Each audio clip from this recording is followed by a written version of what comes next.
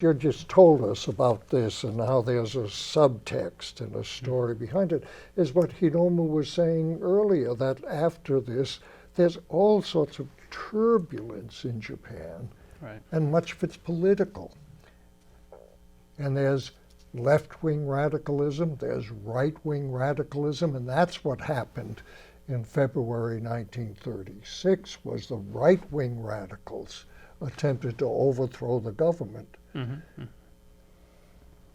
Exactly. And somehow something that looks benign and picturesque suddenly becomes complex, not so picturesque, even perhaps a bit sinister. That's fascinating to me.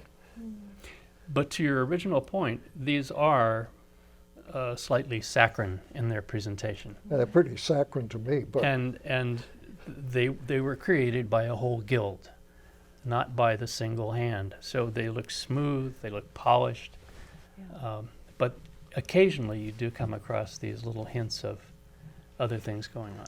And it's striking to me that while the foreign buyers of these images perhaps were interested in these more saccharine image, the city was being transformed into a hyper-modern city right before their eyes, and we don't really get to see any hint of that in these images, except perhaps for that car. But this is when the city is becoming associated with keywords like I mentioned earlier, speed, speedo, modan for modern, where supposedly modan garu, modern girls, and modan boy, mobo, modern boys were walking about. We don't really get a trace of that in these images. I think what you say is really what we want to get at as we move in and look at our major figures here, Koizumi Kishio and other artists.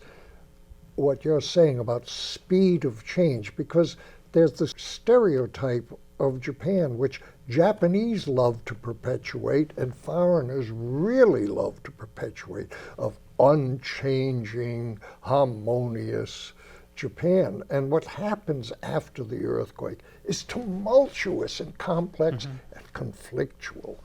And that's really what's starting to emerge in our discussion, I think. That's correct.